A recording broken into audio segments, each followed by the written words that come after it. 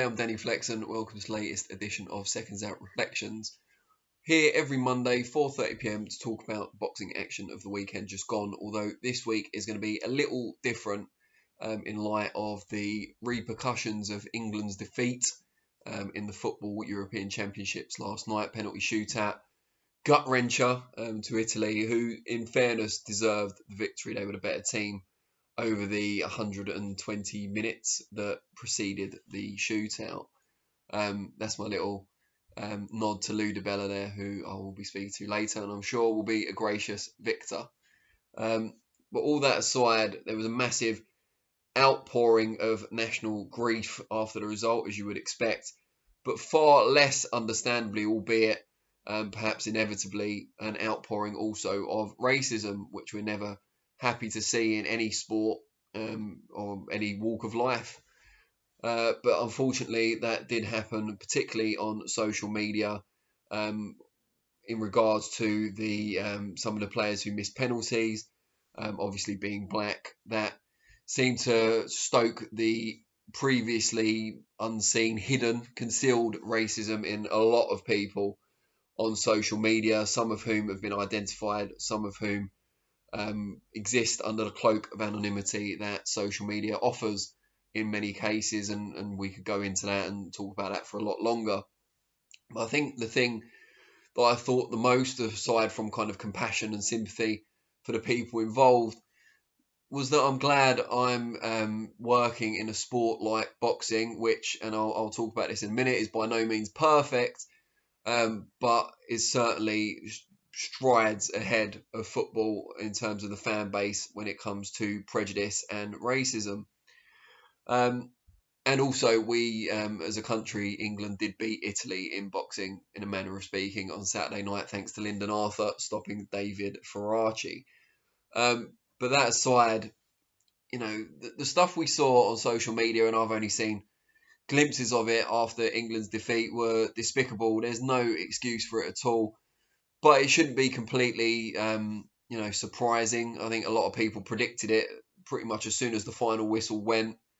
Well, not the final whistle because it was in the shootout, but as soon as the last penalty, the pivotal penalty, was scored by Italy, I think there were people on social media already saying, cue the racism, or, get ready, here it comes, kind of thing. And that's one of the saddest parts of the whole story, is how inevitable this kind of reaction has become. And while we don't see it in football in the stands anywhere near as much as we used to when black players were first breaking into the top division in England, the monkey chants and the bananas being thrown and all that sort of stuff, we might not see that anymore, because it's easy now for people to be reported to stewards and for the police to be called and people to get lifetime bans. That's become a far more frequent and welcome occurrence in football. People, instead, racists, have migrated to social media, where they've used that aforementioned cloak of anonymity to carry on with their hateful spewing without any kind of worry about getting caught, any repercussions, because as we know, you don't have to submit any form of official ID to get a social media account. It's easy to go on with a name that's not your own, a profile picture that doesn't feature you, and so on and so forth. And that makes it very, very difficult. And people who otherwise would be quite cowardly and wouldn't be willing to stick their head above the parapet and make their horrible personalities and worldviews known, have no problem doing it when they know they can't be identified. But in boxing, even when, a British boxer, whether they're black, white, Asian, whatever origin initially they may come from, their race is very rarely used as a stick to beat them with. Now, boxing fans can be an incredibly unforgiving bunch. We're by no means perfect. Someone decides they've had enough in a boxing ring and feels it's the right time to take no further punishment, if you like. We've seen recently with Billy Joe Saunders, Daniel Dubois. Boxing fans and fellow boxers as well aren't always particularly understanding of that fact. But it's very, very rare, even on social media, which can be a cesspool, that we see boxing fans criticise boxers and bring their race or their origin or their lifestyle, if we're talking about the travelling community as well, and I know there's elements there, in terms of prejudice against them. Very rarely see their race being brought into it. Now, we're not whiter than white, pun intended, but Amir Khan is an example of someone who gets a lot of kind of racially fueled criticism. A lot of people say, oh no, he's done this, he's done that. It's nothing to do with racism. It is, because there's white boxers out there who've done much worse things than Amir Khan's ever done in his personal life, who get a fraction of the criticism he gets.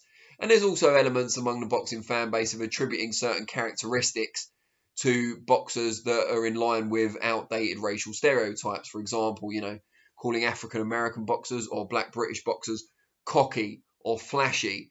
They're kind of microaggressions. It's code. I think, intelligent boxing fans know what that really means, especially when those words aren't as often attributed to white boxers, even if they've got very similar styles or similarly outspoken personalities outside the ring.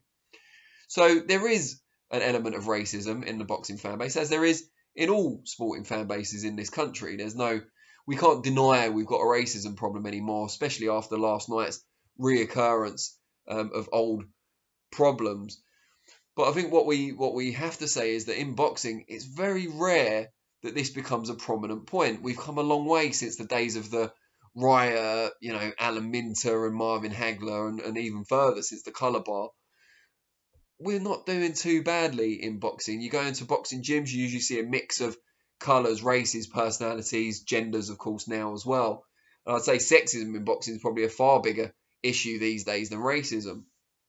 But you very rarely see it. You go into boxing gyms, you very rarely hear derogatory language based around race as well. There's certain elements in terms of people in the boxing board of control, officials in the higher up positions, people who've got higher positions with promoters and TV executives and all that kind of thing. You don't see a great deal of minority or BAME representation. That I can understand. There's still perhaps systemic issues that are preventing people from minority backgrounds getting to the very top outside of the actual competing as boxers. But in terms of the fan base, very, very little. And I think boxing's always been a poor person's sport. Someone that wants to get out of poverty. Boxing is a much more achievable and accessible target, perhaps, than playing at the top level in football. If you want to make a lot of money in boxing and you can fight a bit, there's not as many barriers to entry and barriers to progression as there are in other sports. So people from poverty-ridden backgrounds have often used boxing as their salvation. And I think as time's gone on in this country with multiculturalism and mass immigration, of course, we see a lot more people who are affected by poverty coming from different backgrounds rather than just the standard white working class. And that means that people have been forced to mix in boxing gyms, fight nights and so on. And as the fighters have mixed, I guess so have the supporters over time. And I think it's just become, commonplace to see boxers from a variety of different backgrounds all striving for the same goal, all working just as hard and putting their lives on the line, which is something you can't say about a lot of other sports. So there's an inherent respect attributed to boxers regardless of where they come from. It's become almost an irrelevancy, except when you're using it to sell tickets and you're affiliated with a football club from the city you may hail from. That's a different matter. But in terms of it being used as a pejorative or a stick to beat people with, it has become almost an irrelevancy now. I can't remember the last time someone retweeted, because obviously I'm not going to be the subject of racism, but I can't remember the last time I've seen someone retweet a racist term or a racist tweet or post or on any other social media channel regarding a boxer or boxing. Now, I know, as I've said, Amir Khan's had his fair share of stick in the past and probably still does. And there's other boxers as well who've told me about their personal experiences. But it seems to be minimal and getting even smaller. And I stand to be corrected by fans out there, boxers. Let me know if I'm wrong, but it certainly seems like we've got our house in much better order than football. I think football, the accessibility is not there, so it's much harder to educate and inform through football, because to get up close and personal with Premier League footballers is very, very difficult, whereas boxers, they've got that channel direct with their fans. They'll often respond to individual messages. You can speak to them at shows. And even from a press point of view, it's so much easier to speak to boxers and to arrange interviews with boxers than it is in other sports. And I've worked bits and pieces in other sports, not nowhere near as much as in boxing. But it just seems that way. And obviously I go around the gyms, and there's a lot of what you'd consider kind of safe environments where I'll go to a gym. It'll be, white head coach, all white fighters, all from similar backgrounds. But even then, even thinking, well, we're safe here, we can say whatever we want, it's just not there. That undercurrent of racism just doesn't seem to exist in most of these areas. And yeah, I think accessibility is part of it. I think what I was thinking this morning as well is, if the whole taking the knee thing had been instigated in boxing, would it have caused the same opposition as it did in football? And I guess we'll never know, But if the two boxers, the referee, whatever, whoever's in the ring at the time were decided to take a knee before each contest, would it be booed by even a minority of fans? I'm not sure it would. I think the same way that you get kind of the 10 bells for someone who's passed away. I know it's a very different subject, but boxing fans generally, unless they're kind of with rival city fans and they want to have a scrap, generally boxing fans can be quite respectful. And boxing has always been a melting pot. It's the great equaliser, mano a mano. Doesn't matter where you're from, it just matters who's tougher, who's got the better skill, and whoever will come out on top. And usually, even if there's been loads of trash talk in the build-up, boxers will hug it out at the end. There'll be mutual respect. There'll be lots of words, warm words exchanged after the fight has happened. And I think that's reflected in the fan base. And maybe just the fact that, these boxers are going in there doing something that most fans never could. They're exchanging punches, they're putting their lives on the line, and in the most brutal individual sport there is. And maybe there's an element of that with football. Maybe there's an element of jealousy or envy. These footballers, they get treated very well, they live in luxury, etc., etc. Maybe there's some personal resentment that then gets projected onto the footballers. But I'm not, a psychotherapist, and I'm not wanting to go down that road. I don't know enough about it. But what I would say is that I felt mostly relief. Obviously very sad about what happened in football, but, just happy at how far boxing has come and how far away we seem to be as a fan base from the sort of stuff that's currently afflicting football and other sports. But I'd like to know what you guys think. Am I kind of looking at boxing with rose-tinted glasses? Am I just not asking the right people or going into the right places to understand a bit more about it?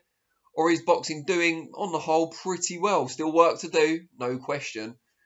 But have we got a bit of a right at the moment to look at football in a bit of a superior manner and say, maybe you could take a leaf out of our book.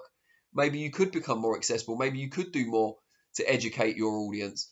Is there an element of that? I don't know. I mean, I think I know. Otherwise I wouldn't be saying it. I would have wasted 13 minutes thus far talking about it. But I want to know what you guys think. Let me know. Not our usual subject for reflections, but just something I was moved to talk about after the elements of the weekend, or the developments rather of the weekend. I'll be back with a more traditional vlog on Thursday with FLEXpectations, 4:30 p.m. and in the following week's reflections Monday at the same time. But yeah, please do comment below. Really open to hearing what you've got to say. And I will be back, as I've said, on Thursday. Thanks very much for your time, and I'll see you soon.